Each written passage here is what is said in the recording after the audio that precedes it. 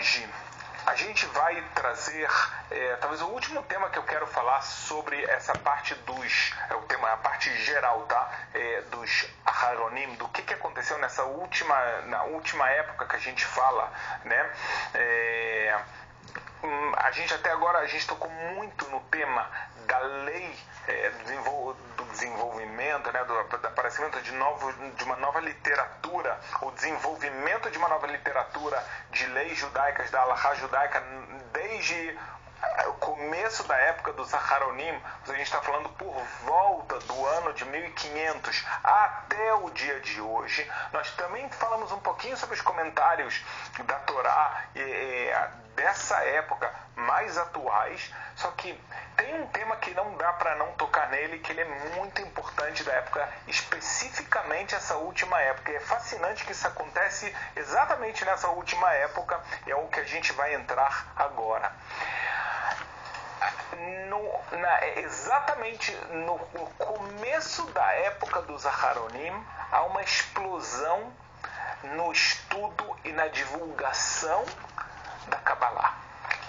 A Kabbalah, a parte mística da Torá, essa parte que vem ensinar a gente sobre Deus, mas tocando de uma forma muito profunda, muito espiritual, tocando sobre a criação do mundo, como Deus fez ela, como a gente tem aulas na academia, falando sobre os nomes de Deus, falando sobre como Deus conduz o mundo, e muito mais, tá? Falando sobre o valor das mitzvot, a influência de cada ato que a gente faz no mundo espiritual, aquilo que a gente não consegue ver, mesmo agora que a gente está estudando o Torá. Uma pessoa pode falar, eu estou ganhando conhecimento, mas não é verdade. É 1000 vezes mais do que isso. A Kabbalah fala que nesse momento a sua alma está sendo iluminada, ela está tendo um prazer gigantesco, mesmo que você não sinta isso completamente. Isso a Kabbalah explica por quê. E assim por diante, tá? Então, a Kabbalah, ela sempre foi estudada. Por quê? A gente sabe que a Kabbalah é uma das sabedorias, uma das disciplinas da Torá que Deus transmitiu a Moshe, e Moshe transmitiu a Yoshua e assim por diante.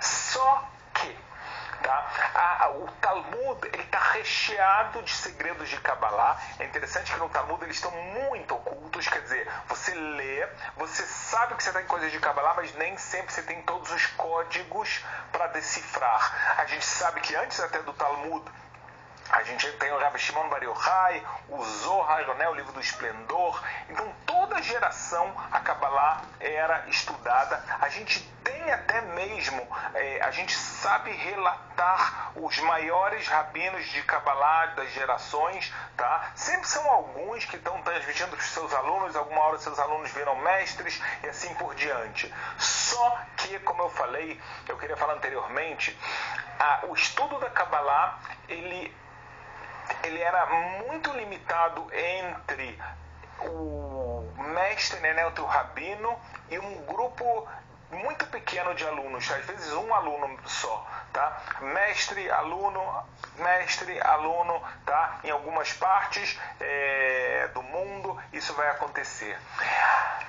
Só que a providência divina decide que a partir dessa última época da nossa existência, a época dos Aharonim, a época dos últimos sábios, que a gente falou, desde 1500, a gente já vai trazer exemplos, até o dia de hoje, há uma necessidade da difusão dos ensinamentos da Kabbalah.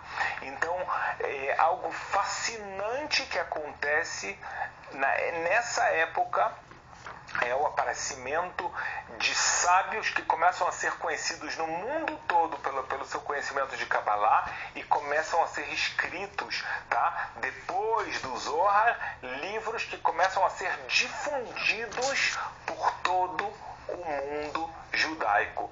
Posteriormente, muito, mas muito posteriormente, não só no mundo judaico. Então vamos lá. Se eu falo, tá, dessa época dos Aharonim, o rabino que representa a interseção entre a época dos Rishonim e Aharonim, dos primeiros sábios, os últimos sábios, tá, foi o Rabi Moshe Cordovero. Rabi Moshe Cordovero, um mega cabalista que vem e ele foi aluno, não na parte de Kabbalah, pode ser que também na parte de Kabbalah, mas ele foi aluno do Rabi Yosef Karo, aquele do Shulchan Aruch que a gente escreve, que a gente já deu aula sobre isso.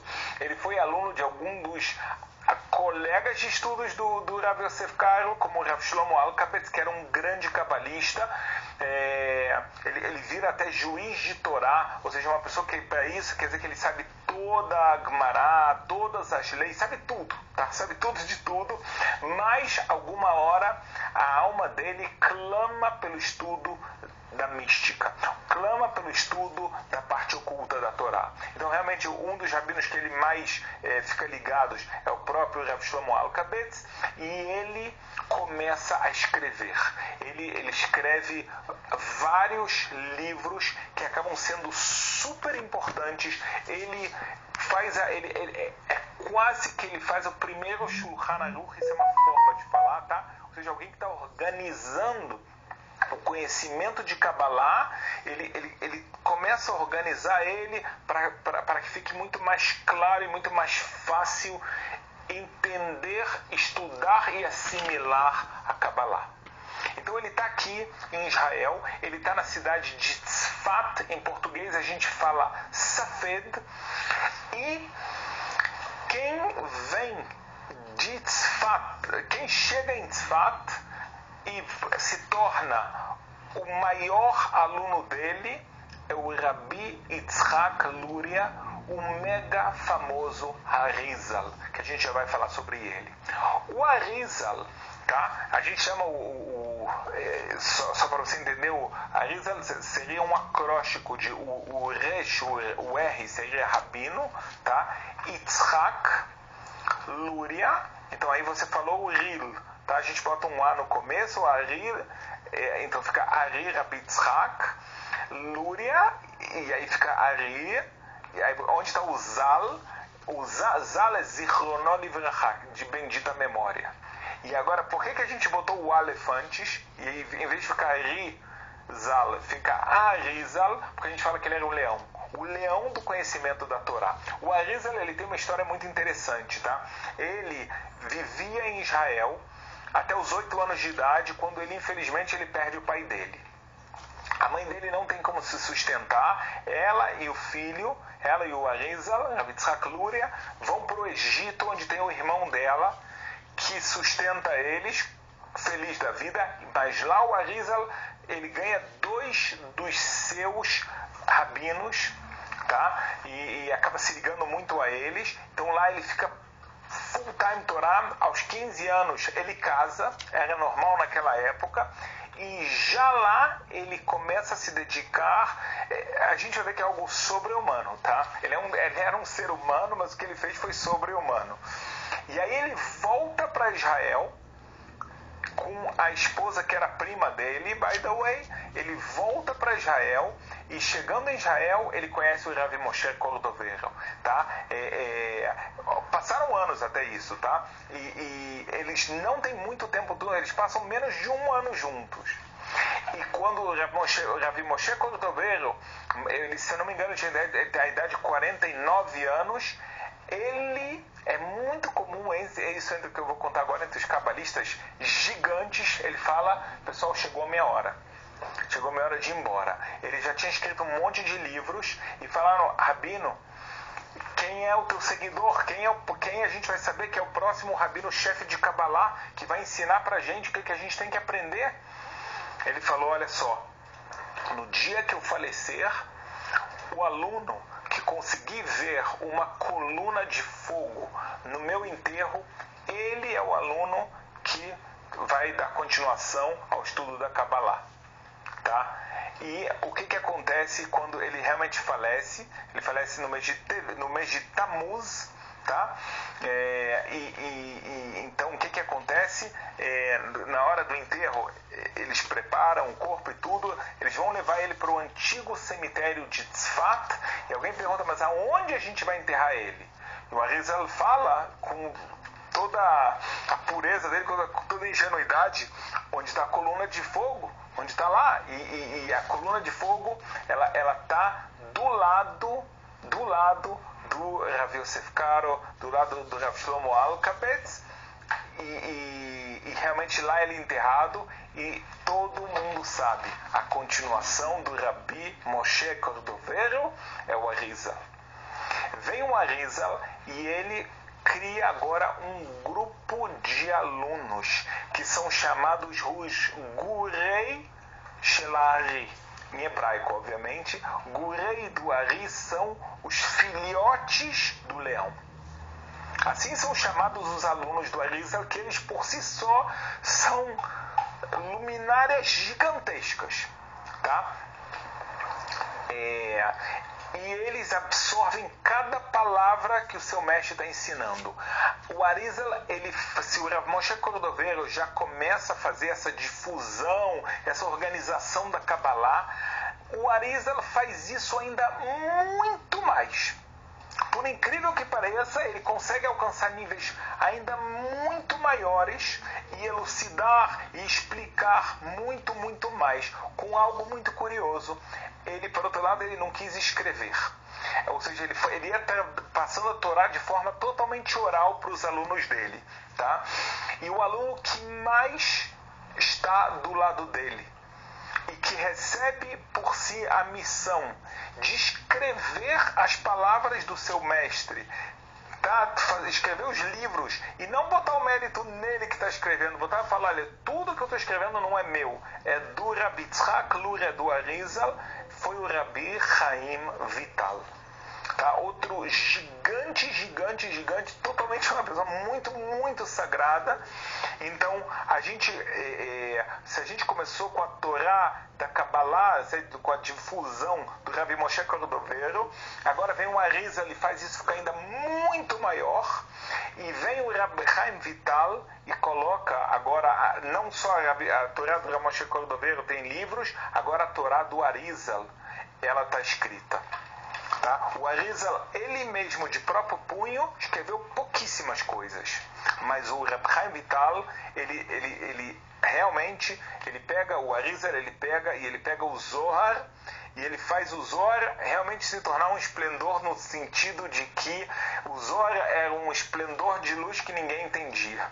Tá? Só um grupo mega seleto. Ele fala, não, chegou a hora de mais e mais pessoas poderem ter acesso a esse conhecimento, porque é uma necessidade nova dessa época da existência da humanidade. Fantástico.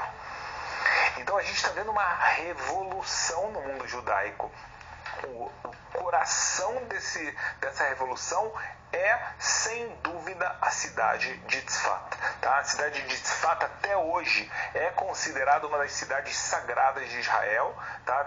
A gente fala que tem 4 cidades, que são as cidades, toda Israel é sagrada, as 4 cidades mais sagradas, tem um nome de sagradas. Obviamente, Jerusalém é a mais importante, mas tem a cidade de Hebron, né? É onde estão os patriarcas.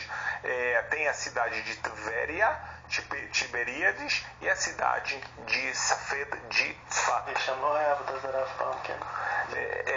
Também se fala, tá aqui o Yaakov me dando cola, que também nunca teve lá idolatria na cidade de Tzfat. É uma cidade muito, muito, muito pura. Então lá passa a ser o lugar onde a Torá da Kabbalah ela é escrita, ela é elucidada e ela é divulgada. E isso causa uma revolução no mundo judaico.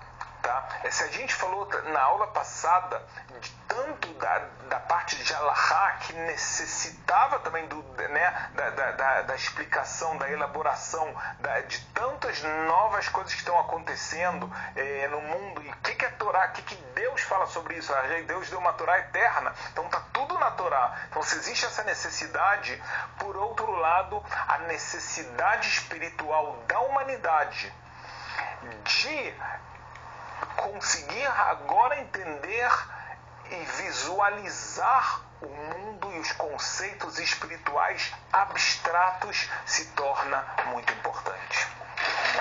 Então é isso que está acontecendo, tá? Essa é a grande revolução. Essa revolução a gente vai ver que ela vai ter enormes consequências na formação do mundo judaico até o dia de hoje. Tá? Então a gente fala que tudo isso começa em Tzfat. Tá? Rabbi Moshe Cordovero, o Arizal tem uma coisa muito interessante. Ele vem para a terra de Israel, ele faz esse grupo de alunos, é inacreditável. O que acontece? Ele fala, pessoal, o povo de Israel está sofrendo tanto, e o mundo tem tanto sofrimento, nós temos que apressar a vinda do Mashiach. Nós temos que fazer com que Deus tenha piedade e traga o Mashiach e acabe o sofrimento do mundo. O que ele faz? Ele junta esse grupo de alunos,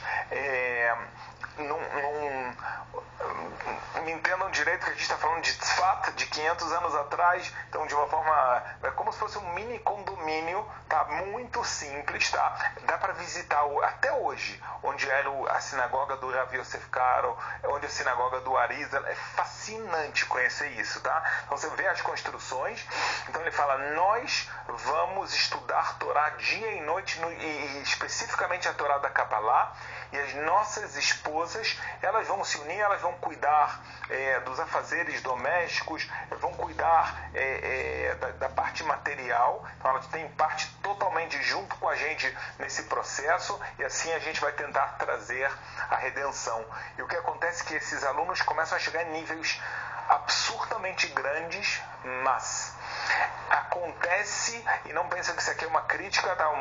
Aconteceu que algumas das mulheres começam a se desentender e começam a ter brigas, e quando eles percebem, as brigas estão ficando grandes entre algumas das mulheres, a ponto que eles são obrigados a acabar um pouco com esse mini condomínio, mas as crianças que viviam juntos, se gostam muito, querem ficar juntos, e ainda toda essa discussão em hebraico chama machlok, toda essa discussão, todas essas brigas estão causando uma influência, até que o Arizal reúne os seus alunos e faz uma declaração dramática.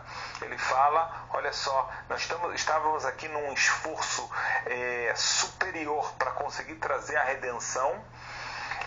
A gente chegou em níveis muito altos, mas as brigas estragaram tudo. Ele não bota a culpa em ninguém. As brigas estragaram tudo, e isso agora eu recebi um sinal claro de Deus, que a gente não vai conseguir fazer isso, e eu não vou continuar mais nesse mundo. Então, os alunos, tentam ainda fazer alguma coisa, conseguem fazer a paz, mas já é tarde demais. O decreto foi declarado, e naquele mesmo ano, no dia 5 do mês hebraico de Av, o mesmo mês da destruição do Beit HaMikdash, o Arizal, olha só, com 38 anos de idade, ele morre. Mas ele passou tanta Torá, ele ensinou tanto, que então a gente tem muitos livros baseados nos ensinamentos dele. Então, aqui, e eu quero falar mais, a Kabbalah que a gente estuda até o dia de hoje, tá? Ela é quase toda sempre estudada, todas as yeshivot, todas as casas de estudo que estudam a Kabbalah de forma séria, verdadeira, se baseiam nos ensinamentos do Arizal. O Reb Chaim Vital, ele conta que ele teve um sonho depois da morte do Arizal, que veio o Arizal e o Rabbi Moshe Cordovero para ele no sonho, e o Rabbi Moshe Cordovero fala, tudo que eu ensinei é verdade. Tudo que eu ensinei tem que ser ensinado para quem está começando, mas a forma de estudar a Kabbalah que mais tem que ser divulgada é do meu aluno, é do Arizal. E assim, então, é até o dia de hoje. Quer dizer que a forma de explicar, a forma de ordenar, de elucidar os conceitos, nós estudamos a partir dos ensinamentos do Arizal. Ok. Então houve essa explosão de luz no mundo na Kabbalah. E o que isso, até onde isso chegou? Chegou como eu falei, a consequências muito importantes. Que consequências são essas? Então, por um lado, aparecem sábios, tá, que dão continuidade a esse trabalho. Por exemplo, o Shla Akadosh. Shla é acróstico de Shnei Luchot Abrit, as duas tábuas da lei. É um apelido de um sábio que vem do nome dele, tá? Rabbi Avraham Yeshayahu Horowitz. E assim por diante, começa a ter cada vez mais sábios que têm alunos que estão difundindo a Kabbalah. E a Kabbalah, no começo, mesmo acaba acontecendo algo muito parecido com aquilo que a gente explicou que aconteceu, por exemplo, vou dar um dos exemplos do que a gente explicou nesse curso, por exemplo, com o Talmud. Tá? O Talmud, houve a necessidade de escrever o Talmud. Perfeito. Só que depois as pessoas estavam estudando o Talmud, estava muito difícil de entender. Então houve a necessidade dos comentários do Talmud. Então aparece o Rashi, aparece o Tosfot, etc. Depois disso, ainda mais necessidade de entender isso de forma ainda mais clara, ou seja, uma queda de gerações que exigem que a explicação fique cada vez mais mastigada, mais clara, mais didático, para a geração conseguir entender, até chegar à nossa geração, que a gente tem o Talmud traduzido, hoje em dia é pouco, mas até para o português. O inglês está totalmente traduzido, com o Rashi, em alguns lugares até o Rashi totalmente traduzido, em alguns lugares isso não chega. Se não chega o Rashi totalmente traduzido, mas chega o Talmud traduzido e explicado em inglês, em português, em espanhol. Ou seja, ao mesmo tempo que é uma coisa maravilhosa, tem algo um pouco triste, que as pessoas não conseguem mais estudar o Talmud em aramaico. Tá? Só para deixar claro que nas yeshivot, como eu estudei, todo 100% em aramaico.